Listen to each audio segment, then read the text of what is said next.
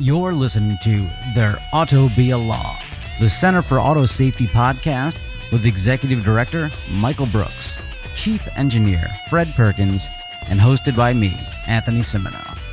For over 50 years, the Center for Auto Safety has worked to make cars safer.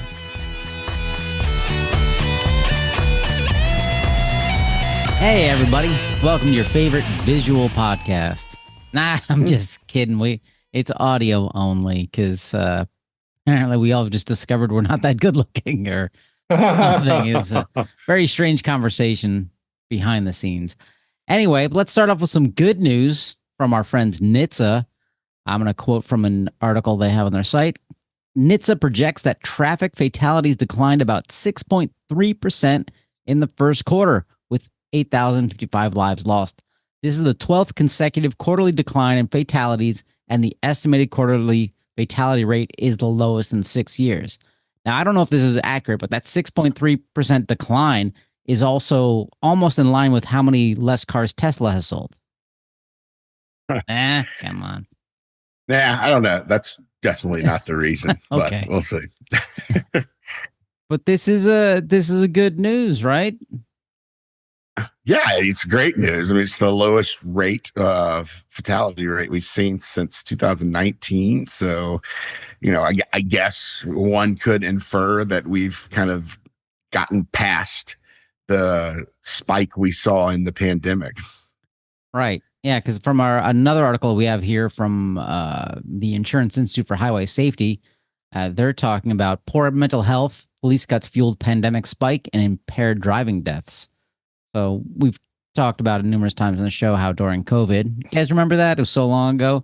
But people started driving like lunatics. And from this article, in 2019, prior to the onset of COVID-19, 28% of passenger vehicle drivers killed in crashes had a blood alcohol concentration of 0.08 or more, the legal limit in most states. In 2020, as the effects of the pandemic set in, that proportion increased to 30% and remained elevated through 2022. So we're out of COVID. Now people are just like, I got COVID. And everyone's like, take some flu medication, have a nice day. And during the pandemic, we're like, I got COVID, gonna die. Let's get drunk and drive. Is that, no, I don't know. No, I mean, that's probably oversimplification, but, Maybe. A lot of people, I think virtually everyone across the political scale agrees that America needs to invest more in our mental health treatment. And that's something we didn't have in place, obviously, when COVID occurred. And the result was that I think around, 60% of adults in the United States said, yeah, I'm drinking more. I'm, stuck in my house with my wife and kids all day, and I need to drink more, or I don't have to go to work every day. I've got more time to drink, or I'm depressed because I'm lonely because I really enjoyed being at work and we've gone remote. And, there could be dozens of reasons for why people drank more. But the downside of that was more people were driving after drinking. And at the same time, we'd seen a decrease in policing. We'd seen, a loss of, police. I think it was something like around, an average loss of 5 full-time law enforcement officers per 100,000 residents nationwide between 2018 and 22. So you had less enforcement out there, which is, something that NHTSA had points to in their statement when they give yet another nod to their attempts to bolster a stronger relationship with law enforcement.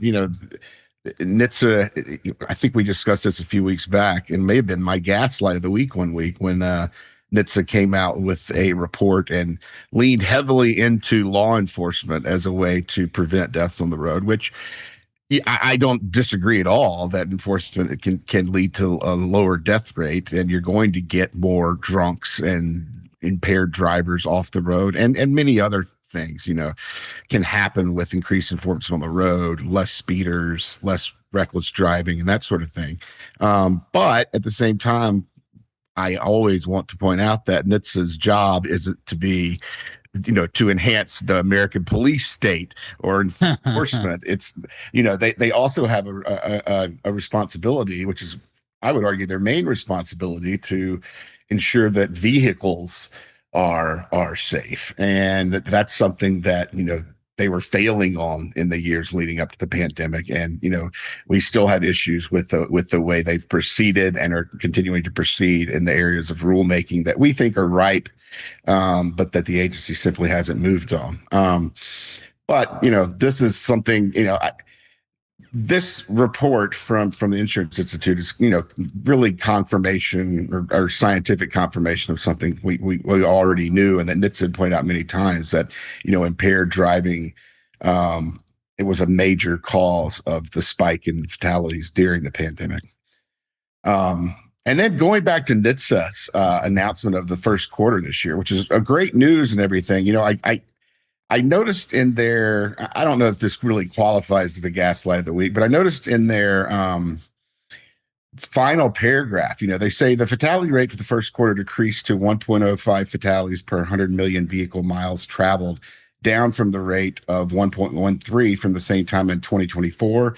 This is the lowest quarterly fatality rate since the first quarter of 2019. All that's fine. But then they say, vehicle miles traveled in the quarter remained mostly flat at 4.3 billion miles, or about a 0.6% increase. And that's, that 4.3 billion mile figure is miles away from accurate. So I don't know if it casts doubt on NHTSA's math here. I hope not. I mean, I hope they didn't make a mistake in their calculations, but 4.3 billion miles is probably low by an order of about 762 billion miles or so. We travel 3.2 trillion miles in America every year. And if you do the math and you reverse the 1.05 fatalities per 100 million vehicle miles traveled using the 8,055 fatalities from the quarter, I think you'll find that, that it was we would need around 765 billion miles traveled to get that number. So just pointing that out in case NHTSA would like to correct its statement. Holy moly, Michael, you've gone off the reservation. You're all numbers now. Yeah, I've been taking amazing transformation. Well, that 4.3 billion miles just was a big flashing red sign to me. I mean, that's completely, that couldn't be correct unless Americans almost completely stopped driving. Even if you just had semi trucks on the road, we'd probably go above that figure. Right? Yeah, but we should also point out that even though this is good news, it's not great news, because the slaughter at the rate that was evident in 2019 continues, and we're still talking about deaths of thousands of people every month. So there's a lot of work left to do here. It's not time for a big celebration, but yeah, a glimmer of hope in these statistics. Right. Am I the Debbie Downer here, or do we all share that? No, you're right. I mean, I think it's great that we're getting back to the pre-pandemic fatality rate, but the pre-pandemic fatality rate wasn't great. I think that's what you're saying. So, listeners, you gotta still keep your seatbelt on. Don't drive drunk. Don't take Benadryl and drive. I just read today that apparently the Europeans have listed Benadryl as a do not drive while taking this drug thing, and the U.S. should do that as well. Should you drive using a drug that a lot of people use to keep their kids quiet on airplanes and asleep? Probably not. Wait, that's a thing. But Benadryl has a lot of other uses, and I don't, maybe I'm just odd and my brain chemistry is off. I think most people that know me would attest to that.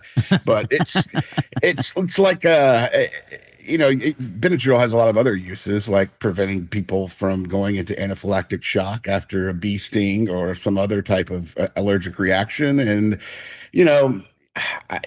I would be kind of scared of a world in which, the cops pull you over, and if you come up positive for Benadryl, you're going to jail. That's, I don't know what that would do to people who rely on Benadryl for allergic responses, but I don't know. Who knows? Michael's very much on the pro Benadryl driving lobby. I see how it is. You've been bought by Big Benadryl. Benadryl is a very useful drug in preventing human deaths. I think if you remove Benadryl from the world, we would see a lot of problems. We're not suggesting that. Just don't take it and then drive the car. Have your child drive the car for you. Anyway, totally different stuff. So we're talking about crashes and fatalities decreasing. But here's an article from Fast Company titled "Driver Blind Spots Are Getting Bigger. Blame New Car Design." I'm going to quote from the article. The study looked at 6 different models of top-selling cars sold in the U.S., including the Honda CR-V, the Chevy Suburban, and the Toyota Camry, and compared blind zones in different versions of these cars released between 1997 and 2023. Using a camera-based visual measurement tool, the researchers found that the forward blind zones in every one of the 6 cars got bigger in newer models. The worst performing models, the CR-V and the Suburban, had forward visibility reductions by up to 58%. Oh my God. Further down, the organization also found that the organization being IIHS found that vehicles with a hood height greater than 40 inches are about 45% more likely to cause pedestrian fatalities, road deaths that have increased nearly 40% since 2000. So this covers a lot of things we've talked about with the vehicles being higher up and the forward over problems where you're hitting people because you can't see what's in front of you. Blind spot issues. Like when I was taking my kid out teaching him driving, I had to teach him to set up the mirrors properly. I got out of the car, stood in what I knew was the blind spot, but if he adjusted the side view mirrors, he could see me. I was like, adjust the mirrors till you see me and try to reduce the blind spot. There's no way to fully eliminate it unless I was going to take a reciprocating saw and set off the roof and make the car convertible. But I chose not to do that. There actually, there is a way to eliminate the blind spot, which is to move your damn head around. If you stop at a stop sign and you look twice both ways, alternating your head position, and you move it around, you can see, in fact, the full scope of the world around you. So there's no way of eliminating the blind spots from a static design, but you as a sentient human being can go ahead and move your head around so that you can actually see what's in front of your vehicle before you move the vehicle. I think in some of these newer vehicles, like the A-pillar, that's for those playing the home game, that is that you're sitting in your driver's seat and you look out your windshield and you have your passenger window to your left and that big pillar in between that connects those two, that's the A-pillar.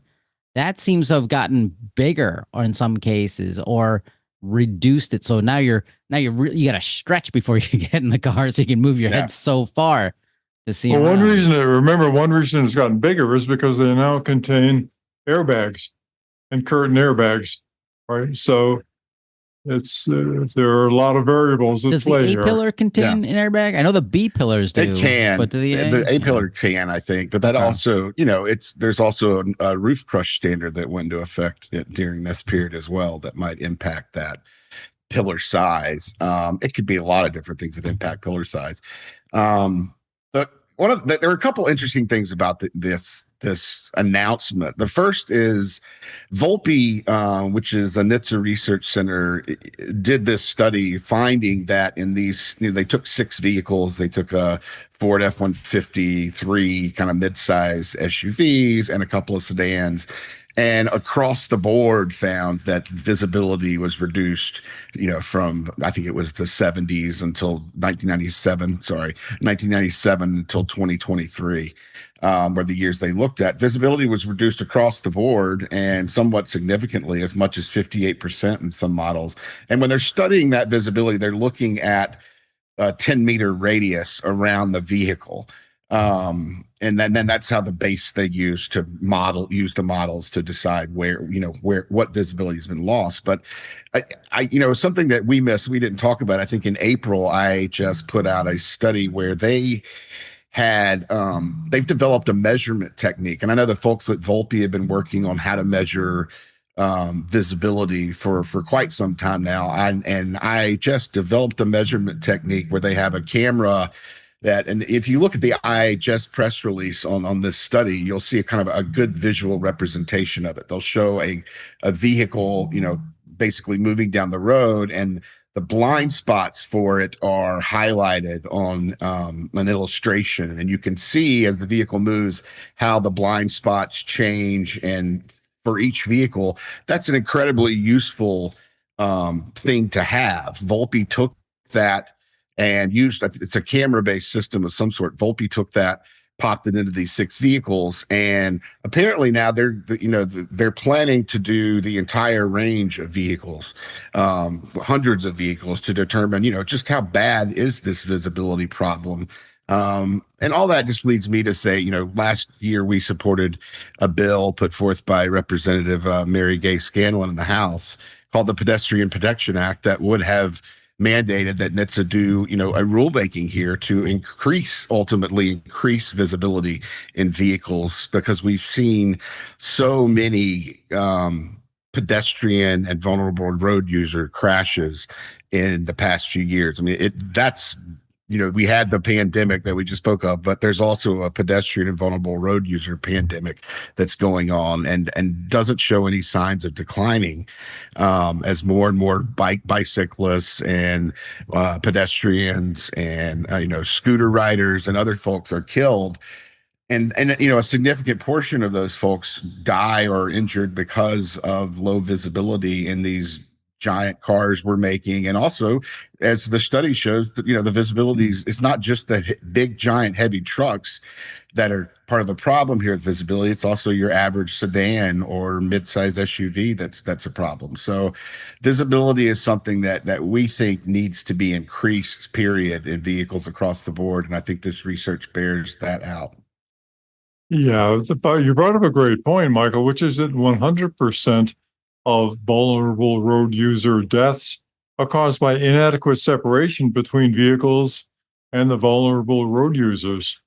I saw in Germany when I was there a couple of weeks ago, they use barriers. They use various means, visual means and physical means, to separate the people who are likely to get killed from the machines that are likely to kill them. Yep. I mean, there are systemic problems in American roadway design that could be solved over time by simply acknowledging that vulnerable road users exist and they have a right to use the roadway the same as any other party. So, Fred, would you say these barriers, are they kind of like a wall? In many cases, they were. So the Germans built a wall to separate people? Like a curb. Okay. Yeah. So it wasn't like a full wall that the Germans built to separate people. Well, they have. I'm reaching for a bad joke. I'm sorry, I was pathetic. They are. I was like, they're not all working. But I didn't go to Berlin, so who knows? Dedicated bike lanes are important, but they're even more important if you can get them separated from the traffic lane. I mean, I think they're going to be, ultimately, they're a lot safer. We've seen more and more bike lanes in America, probably not enough over the past decade or more, but I don't see a lot of them that are actually protected from vehicular traffic. That's something I think that infrastructure needs to catch up on. It's also something that is not being funded well at all by the current federal government.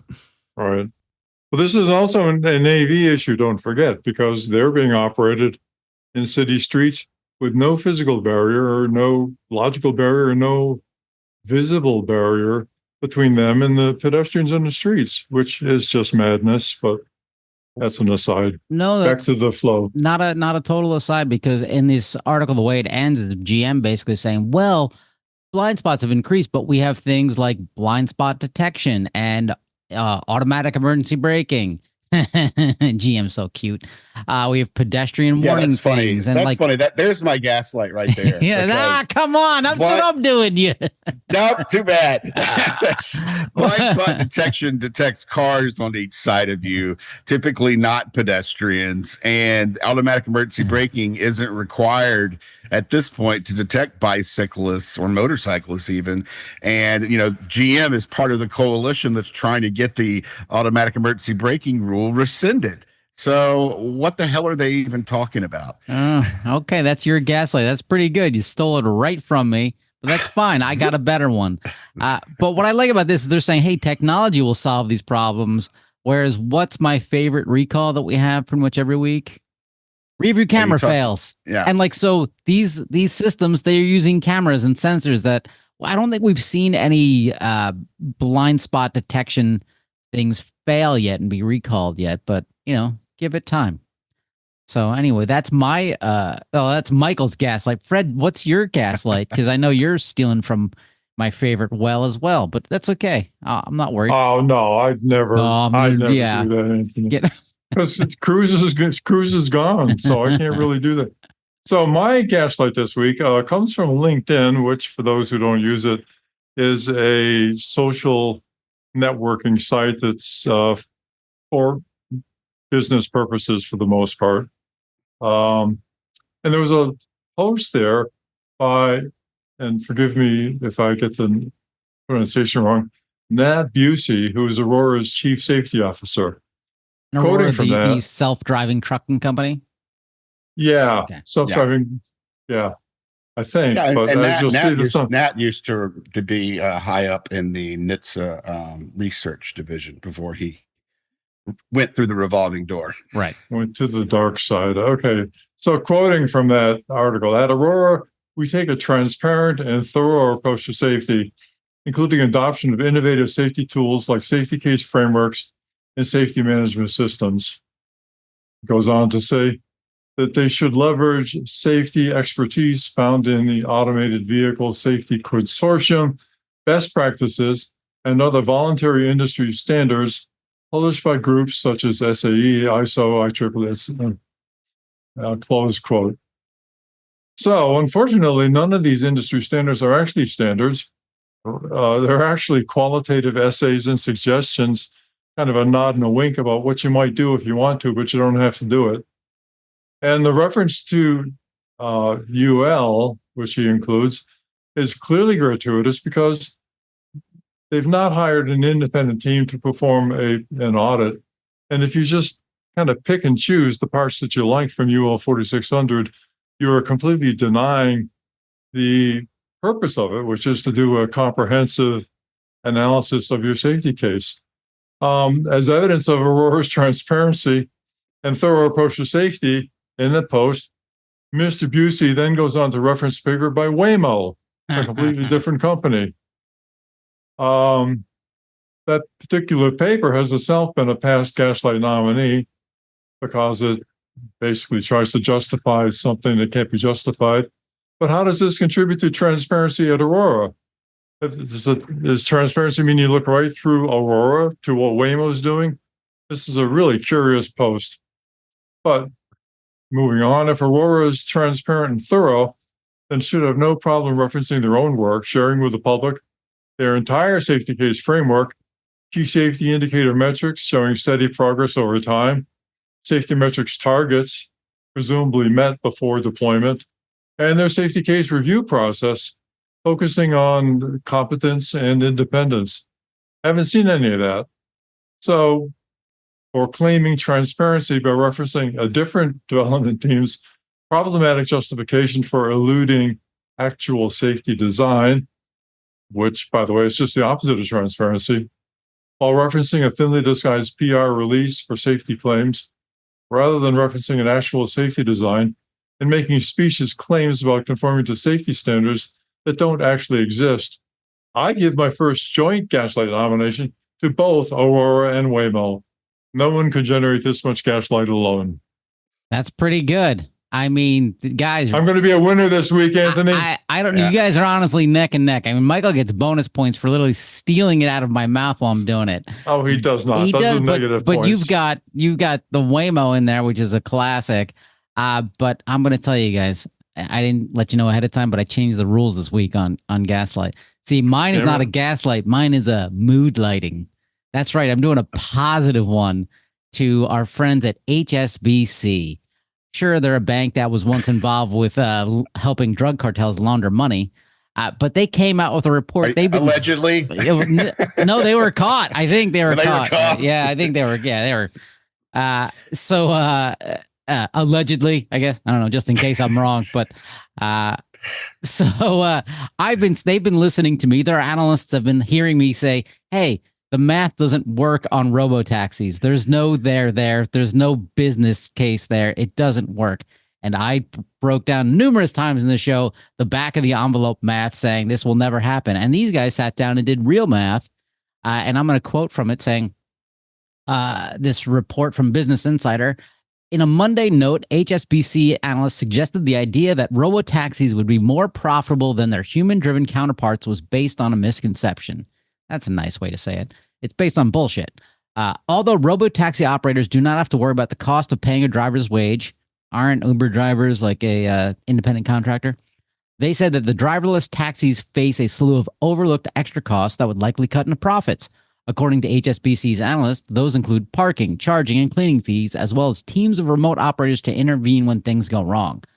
When we factor in these costs, we believe robotaxis won't be break even on a cash flow basis until 7 to 8 years after launch, the analysts wrote, adding that the projections for robotaxi revenues vary from the ambitious to the unrealistic.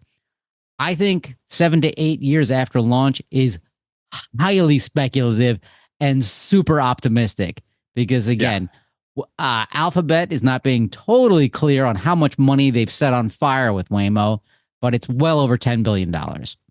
And they're well past 7 to 8 years. Right, exactly. And, GM Cruise, we know, set like at least $5-6 billion on fire doing this. It was 10 billion for GM Cruise. Yeah. Okay, so if GM Cruise did $10 billion, Waymo did much more than that because their pockets are deeper and they actually came up with something better.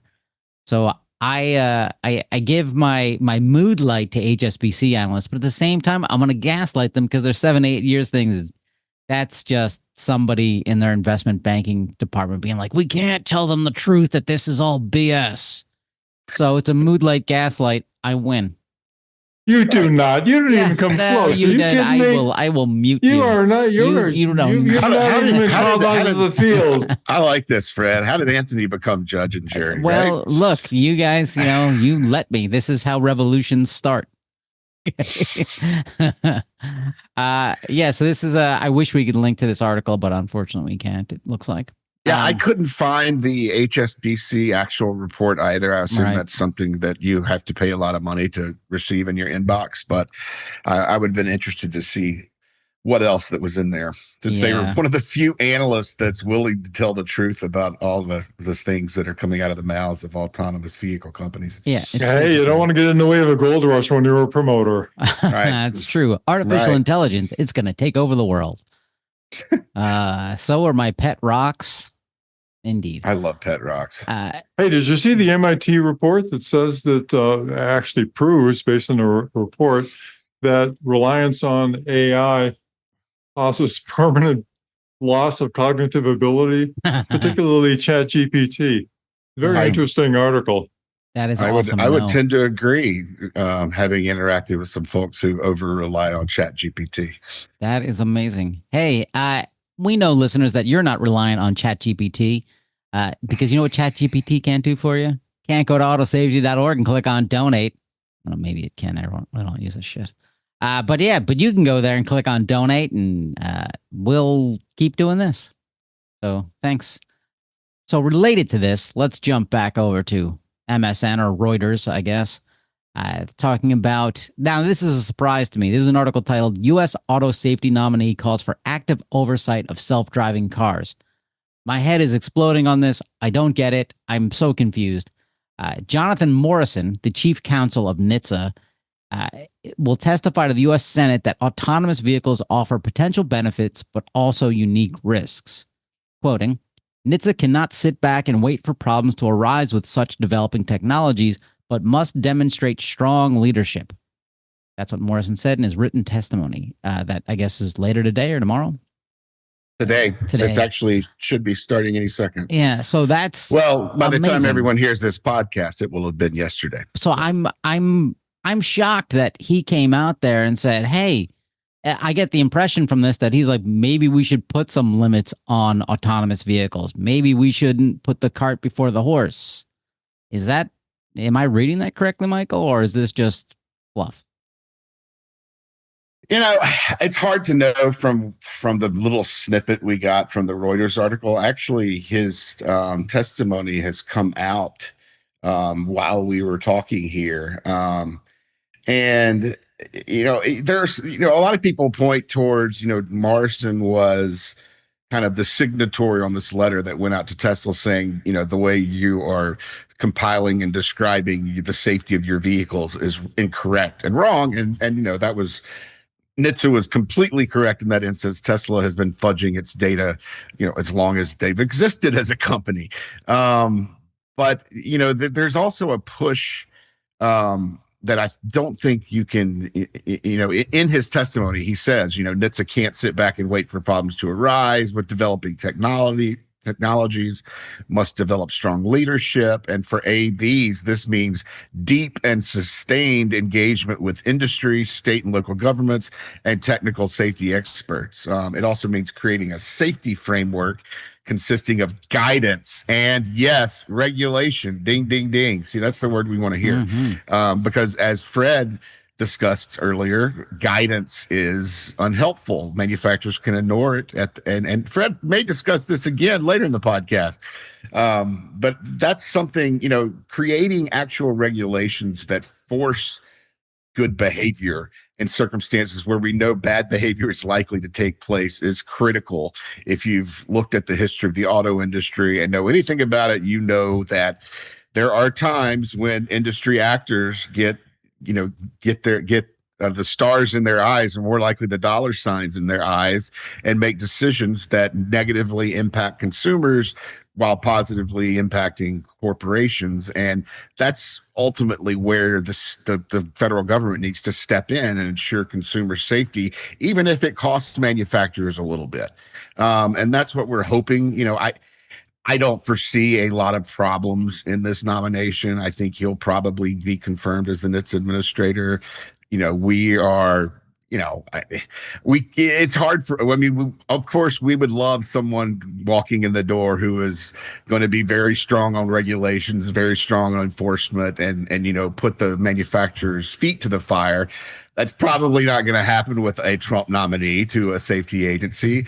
But, at least the safety agency still exists in the form it did before he took, unlike the Consumer Product Safety Commission, which is being dismantled as quickly as the administration can do it. So, this is obviously isn't a perfect nominee or someone who we would support by any means, but it's not the end of the world. And, there's also the question here of, there's this ongoing Trump and Musk feud, and how much of this talk is kind of tough talk directed towards Tesla as they deploy robotaxi, and how much that little tiff that's been ongoing at the top between Elon and DJT is causing this. So the proof will be in the pudding in what Morrison does once he's in the position of administrator, which I expect he will be confirmed. But that we'll wait to see, because when he was chief counsel at NHTSA, it was the worst period of regulation and rulemaking in the agency's history.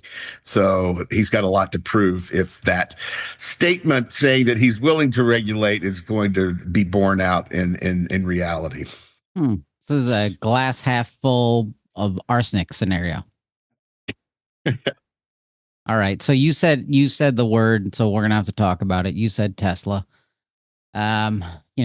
Didn't want to do it. I apologize. Well, yeah. we pretty much have to do it all the time because this is a show about auto safety. So Elon, he's he lies just constantly. Okay, he's just full of shit. So you can't spell felon without Elon. So he's like, hey, we have these robotaxi released out in Austin, and so somebody on the Twitter is like, when are you going to do this in the Bay Area? And Elon's response was, waiting on regulatory approvals, but probably in a month or two. And how do I know this is a lie? Because he hasn't filed for paperwork in California to release autonomous vehicles or any sort of robotaxi service. They haven't applied yet for any permits at all. So, hey, those in the Bay Area, breathe a little easier. Hey, look, another story proving Elon's full of shit. Yeah. Next. All right. Then we're going to go on to, we'll just go lighthearted. So the man is a child. He is a child. So we've talked in the past about operating design domain. And this is the area where cars are geofenced so that the autonomous vehicles can't get out of that. So like, for example, in San Francisco, the Waymos, were geofenced where they couldn't get on the freeway. Or we talk about like Super Cruise and Blue Cruise where they're geofenced to only go on pre-mapped highways. Well, the mind of a 12-year-old who's running Tesla, his operating design domain, he drew to look like male genitalia. That's right, ladies and gentlemen. This is the world's wealthiest man, has the sense of humor of a 12-year-old boy that's been hit on the head and eats lead paint. Yeah. I've got kind of a different take on that. If you look at a map of Austin, the kind of I guess the power corridor or the shape of the city. That's not making it better, man. The power is corridor. Relatively phallic, right? And so if you're drawing up an operating design domain that encapsulates kind of the busy areas of Austin, you're probably going to wind up in that area. I think he saw that and posted it because he had the sense of humor of a 12-year-old. I don't know that the operating design domain was specifically crafted to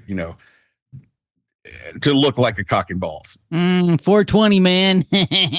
Yeah. All right. But it's hopefully that's the last time we have to talk about those shapes on this podcast. Yes. And then moving on to a more serious Tesla story. This from Bloomberg titled Tesla Goes to Trial Over Fatal Autopilot Crash in Florida. So quoting from this article, Tesla has pinned its defense on driver error. The driver of the Tesla S had engaged in the driver assistance system, but had dropped his mobile phone and wasn't watching the road while reaching for the device on the floorboard. That's when the car went through a T intersection in Key Largo and off the pavement, striking a parked Chevrolet Tahoe whose two occupants were standing outside the vehicle. So this happened in 2019. And let's just let's rewind, people. We reviewed a Washington Post article, I think from last year, maybe 2 years ago, that had a video. The crash was captured on, obviously, on the Tesla's video and recorder. And, basically it was nighttime. The vehicle was headed towards a T intersection that was very well marked. There was a stop sign. There was a flashing light above it. There were a number of signs at the end of the road indicating that, the road didn't continue any further. There was a vehicle parked with the victims in it or outside of it. I'm not exactly sure. Apparently stargazing at the intersection, and the Tesla went the Tesla went straight through and killed one of the individuals and injured the other. So these are, this case has a lot of elements of things that we wonder about with Tesla vehicles. There's its inability to recognize flashing lights, as we saw in the investigation that's open, but never really resolved that issue in it's at nighttime using cameras, which we know are going to struggle in low light conditions. So it's got those features, but there's some factors in this case that complicate what the jury's going to have to consider. Ultimately the jury's got to decide here whether it was the vehicle systems that were the primary contributor to the crash or it was the human actions. And we have a driver here who was driving on a rural road, turned on autopilot. Autopilot is supposedly supposed to turn off or become semi-disabled if you go over 45 miles an hour on a rural road. Apparently the driver had accelerated. I think these facts may be in dispute. I'm not sure. The driver had accelerated to around 60 miles per hour around the time of the crash. So there's a question as to whether autopilot was fully engaged at the time of the crash. And also the driver was searching around on the floor of his vehicle for a dropped cell phone while pressing the accelerator. So it's not it's not what I would say would be, a perfect case if you believe that Tesla's autopilot system is the number one cause in these crashes, but it's certainly, there are questions that need to be asked here, like, why, if autopilot was engaged, why didn't it sense the stop sign, the flashing lights, all these big no-nos right in front of the vehicle and stop the vehicle in time to avoid the crash, or at least to decrease the amount of damage done that could have saved a life or prevented injuries.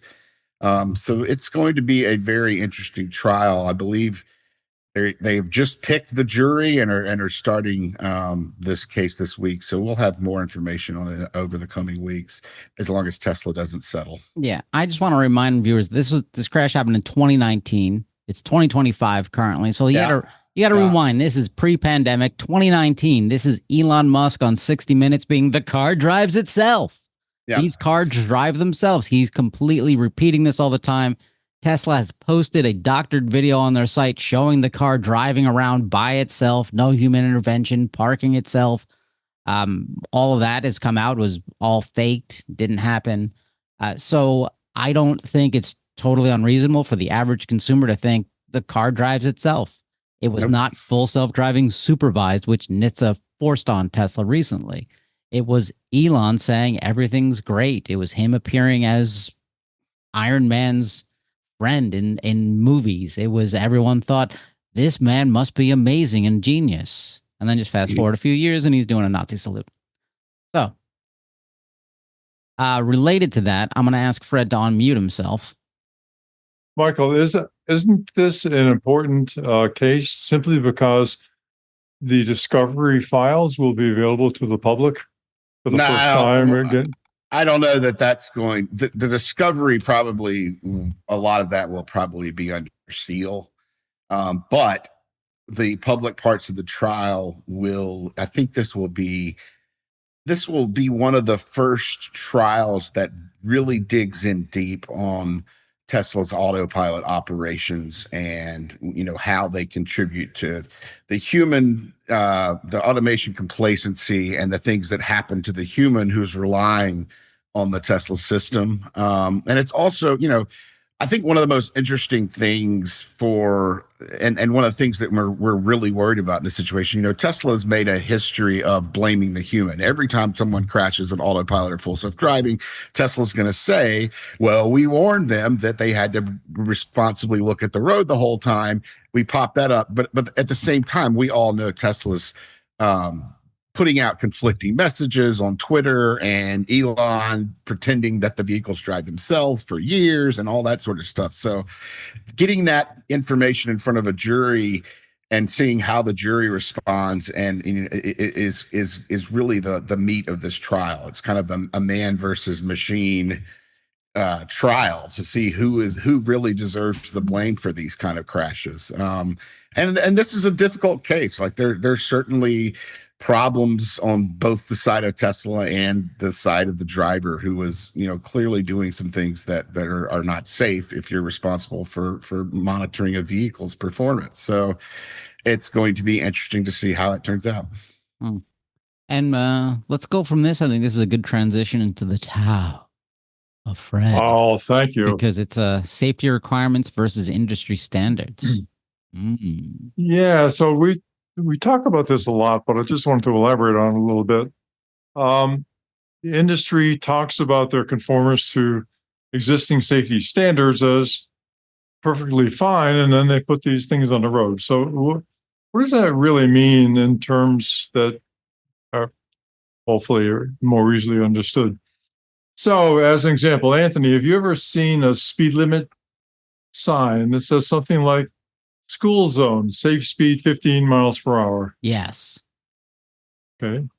Not much ambiguity there. That's, if that were written into a standard, a safety standard, that would be called a normative requirement. It just says, look, you can't go over 15 miles per hour in this situation. So that's a normative requirement. And it's, you know, it says this is what safe means. So industry avoids those like the plague in all of these so-called standards that they're referencing as safety standards. I'm going to give you a counterexample. The requirement that a commercial airline be evacuated in 90 seconds for certification, even in the event of electric or hydraulic system failure, is a normative requirement. Pretty cut and dry, useful for aircraft design. Engineers know what to do with it. It's probably useful for automotive design as well, by the way. Tesla would fail that test. But in the AV world, none of the so-called industry safety standards, which are actually typically reports and best practices, contain any normative requirements. Repeat, no normative requirements in any of those so-called standards. Just suggestions and allusions, nods and winks.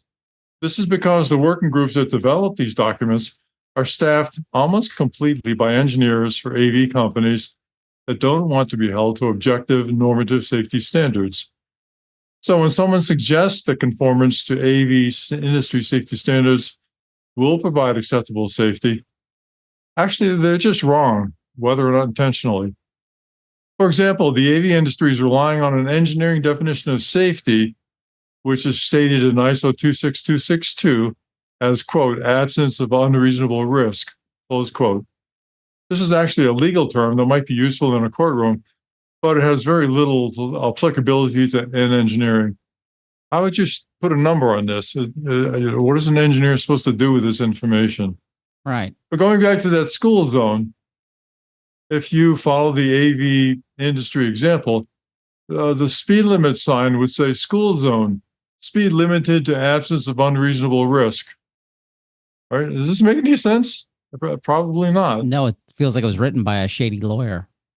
Well, yeah, or a shady engineer. Well, I don't want to say shady, perhaps benighted, but anyway. But that's the AV way of dealing with safety, to just pretend that you don't need to have hard limits on that. Now, for our listeners, the Center for Auto Safety has advocated for specific affirmative standards in these statements, in these standards, like safety is the response that an engaged, competent human driver would have in the same circumstances.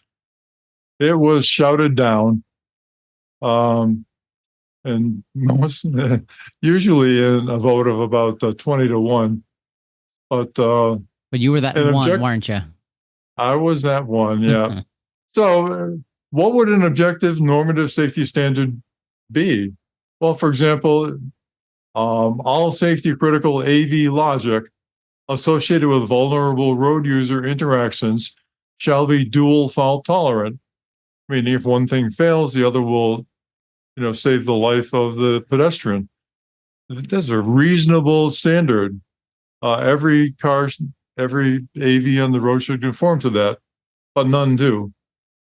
I think that that's a reasonable expectation for these inherently dangerous industrial machines when operating in the vicinity of fragile humans. Current industry standards, as referenced by our friend at Aurora, avoid the use of shall statements like the plague. They simply don't want to be required to do any particular thing to design safety into the vehicles. And that's the difference between effective safety design and whatever is going on in the AV industry. Faith-based engineering, avoiding the use of shall statements, and instead relying on the mythical powers of AI, will not get them to an acceptably safe design. So be very skeptical when a developer credits an industry standard as an actionable safety implementation approach. No one can conform to objective safety criteria that don't exist. Can't happen, right? Right. So incidentally, we at the Center for Auto Safety are grateful for your help, our listeners' help, and we do what we can to be the loyal opposition advocating for safety above all, as a counter to the industry-dominated membership of standards development working groups. And to be clear, I have not been invited to the Christmas parties of any of the other members of these working groups. Thank you. That's what this really comes down to, is you're just lonely over the holidays. Is that what it is? Lonely. Okay. Oh, so lonely. Why did you open I'm that sorry, show? I didn't mean to do that. So I wanna dig into this a little bit more. So these are engineers that right now they follow a bunch of standards. So they're building an electric vehicle or anything. The electrical components, for example, they'll say, hey, I can only accept this voltage. That's a standard, like, because if I put more voltage into it, things will explode or go bad or fail. And so they've got brake systems. They know, hey, this is how much force we can put on it for it to be effective, right? Yes, sir. They've got constant velocity joints, and they've got things that have stress limits. They've got there's standards for everything. Rubber hoses, everything. Every part of the vehicle has standards onto it. Has objective standards. Objective Normative standards, yes. 100%. And so they put all this together to ideally create a safe vehicle, but then they want to skip off on the safety part at the end for the humans. I think my message came across. Yes. Okay, because like the individual pieces, like for example, the amount of voltage going to the battery, that is, you can look at that as a safety feature, right? Because too much in there, it explodes. But when the vehicle's actually in motion, let's not talk about safety. All right, let's not talk about the interaction between this 5-ton vehicle and a 100-pound 12-year-old. Yeah, the cognitive dissonance that must be going off in these engineers' heads is mind-blowing to me. Well, a lot of engineering is about cognitive dissonance, actually. When I was working on missile defense, we never talk about the actual impact of a nuclear device on a city because that's too big. So you'd talk about the physics package in a missile. And right? collateral damage. No, we didn't even get to collateral damage because we were looking at shooting down the missile. But you wouldn't say, for example, that there's a nuclear warhead in there. You would say there's a physics package that you're trying to disable. So a lot of that goes on, and sometimes it's really useful, by the way. But in the case of safety of AVs, it's not. It's just very dangerous, and it's a way of promoting the vehicles without actually doing the hard work of developing and implementing a safety design. And why doesn't the public trust these things? Who knows? Government, get your hands off my Medicare. Oh, well, they've driven 100 million miles. What could be wrong? Oh, my God. Yeah, it was What could possibly go wrong? 132 million miles. We will not provide a source for this number. There you go. Wow, that was a good one. I enjoyed that quite a bit, I'm going to say. Oh, thank you. But get back to work here. Yeah, you've won this week's Tau, 100%. All right, let's jump into an update on one. We've talked about this in the past. Female crash test dummies. From an article, I'm going to quote, women make up more than half of U.S. drivers, but are 73% more likely to suffer a serious injury in a crash than men. According to NHTSA, they are 17% more likely to be killed, data shows.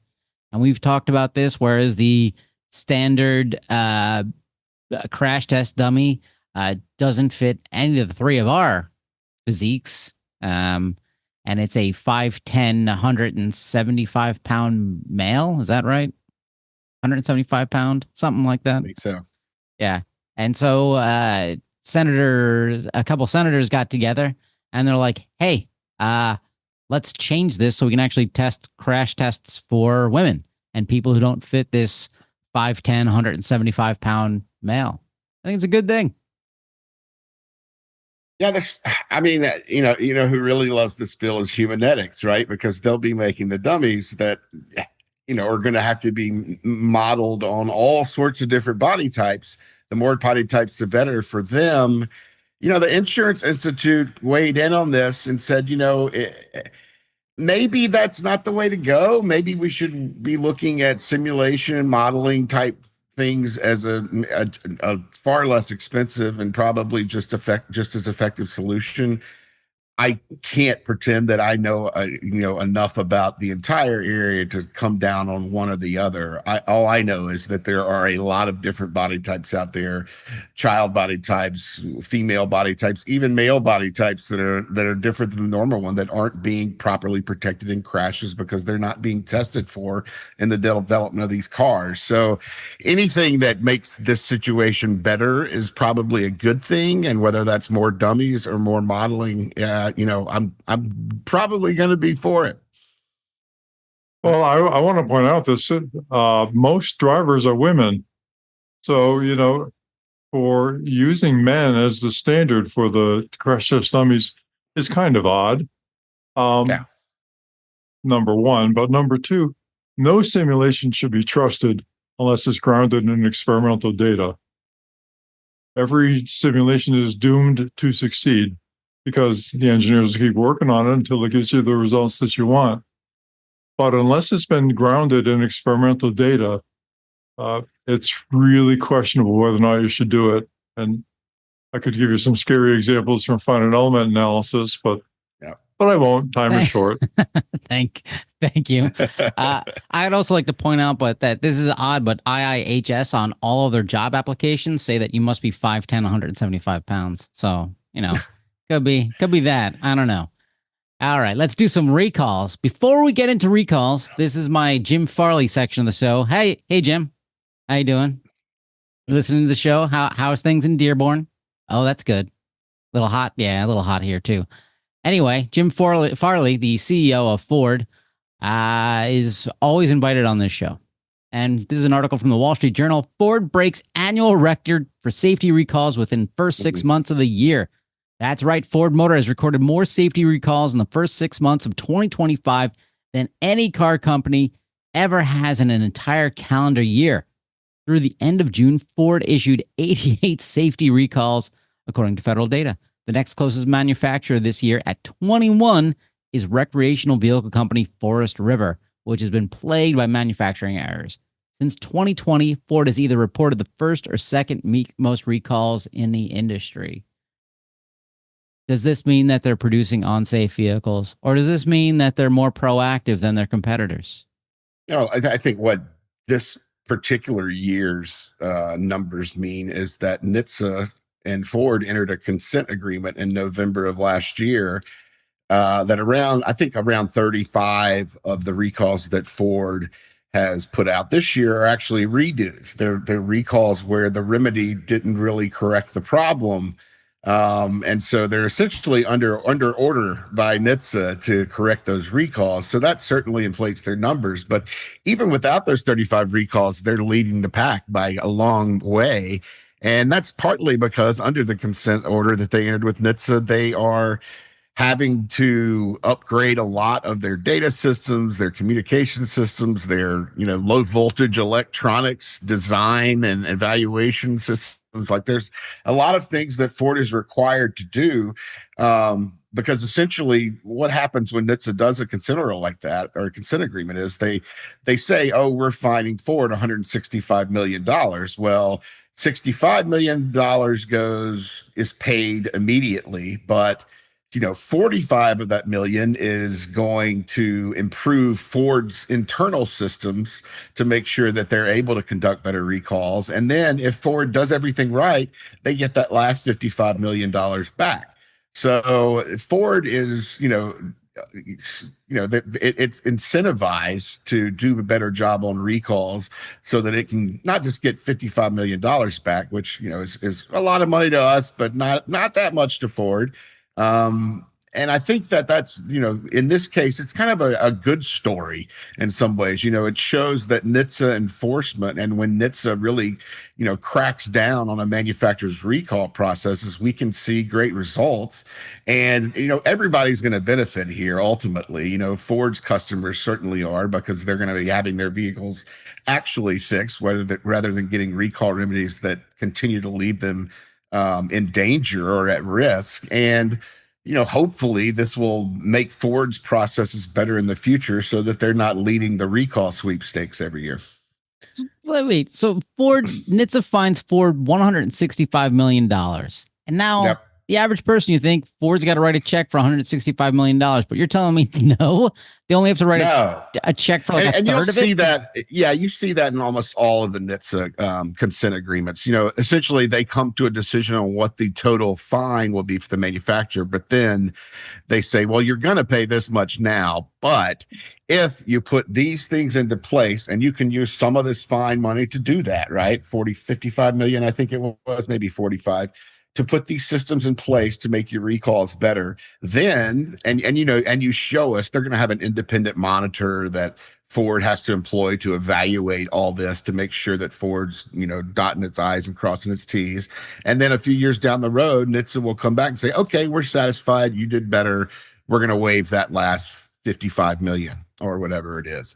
So that's something NHTSA has done for years now. I think they've been doing that since Toyota. I know they did some of that with the Takata stuff. They definitely did it with Hyundai on their vehicle fires. So It's kind of like, instead of just, charging the company a bunch of money and not being guaranteed any results, they're kind of dangling a carrot along, trying to incentivize the company to do a better job in the future. So while I would love to see manufacturers having, to empty out their couch cushions to pay for a fine when they've, done things that threaten consumer safety, on the other hand, I want them to get better. And this is a great way of incentivizing it. So I can't totally go against what NHTSA does in situations like that. So if Ford gets this $55 million back or whatever it is, can they donate that to the Center for Auto Safety? They could. They absolutely could. I didn't think we would accept money directly from Ford. We wouldn't, but they could try. But listeners, they could at least let Jim join us on the podcast. There you go. But listeners, we'll accept your donations. Autosafety.org. Click on donate. And now, hey, Anthony, I'm not sure how close you are to the end, but I wanted to give Phil Koopman a shout out because he just published a very interesting article in Substack. And if you want to look him up, Koopman is his last name, where he talks about a layered approach to assuring AV safety and operations. It's well worth the reading, and I'm glad Phil put it out there, but it's innovative and useful. So thank you, Phil. Okay, we'll put a link to that. But now let's go into recalls again. Ford, holy shit, Ford's the first one. Come on. 850,318 vehicles, the 2021 to 2023 Ford F550 SD, the F450 SD, the 350, the 250, the Lincoln Navigator, Lincoln Aviator, a whole bunch. I'm done reading this. This is too annoying. The affected vehicle may lose fuel pressure and flow from the fuel delivery module to the failure of the low pressure fuel pump. So this is a fuel pump issue here. Yeah. Okay. And essentially, you're losing fuel to your engine and you will stall, leaving you on the side of the road. The thing to point out here is that they haven't developed a remedy yet. So customers are, drive carefully for the next few months until Ford has this remedy available, can actually fix your vehicle. All right. Up next, we have Jaguar. 20,999 vehicles. The 2021 to 2025 Land Rover Range Rover Evoque. I think it's an Evoque. Evoque. Oh God, the spelling of these things. This is a weird one because this is the airbag may be torn when it's deployed due to improper folding during manufacturing, and it's fascinating. I've watched a video. If I can find it, where the folding that they do on airbags, it's like super advanced origami. It's incredibly important. Amazing. In fact, probably 20 years ago, there was an investigation. Somehow we got involved in a FOIA request and ended up suing NHTSA for more information, which is something we do from time to time to get information. And I think we ultimately did not get the information we wanted in that case, but Nissan did end up doing a recall. And it was because the airbags were folded in such a way that when they deployed, the airbag was deploying in with like a corner. It was folded in a way that a corner of the airbag would thrust itself into the passenger before the airbag fully inflated. And people were being blinded and getting other facial injuries simply because of the way the airbag was folded, which has a lot to do with the way it deploys. In early deployment, you don't want the airbag hitting the passenger. You want the airbag hitting the passenger when it's fully deployed and ready to absorb all the energy. And in this case, it's even different. It's a different problem. It looks like the airbag is folded in a way that allows it to be torn. So it's kind of a double-headed scenario. You can either, the airbag can be torn and it won't properly inflate and you won't be protected in the crash. And also, because of the tear in the airbag, the gases that are used to inflate the airbag can be released and cause burn injuries to the passenger. So it's a pretty scary recall. Yeah, and as we learned on, I think, episode 1, way back when, that Mr. Perkins pointed out, they can use anything as a propellant in your airbag. Right? Is that still a thing? Yeah, they can even use cans of that gross cheese. Oh, we've talked about that. We want cheese in there. All right, that's the end of recalls, but we have one investigation I'll talk about this week. because it's my favorite subject. This is from Polestar. And the problem description is the rear view camera display may have visualization issues during a backing event. Blah.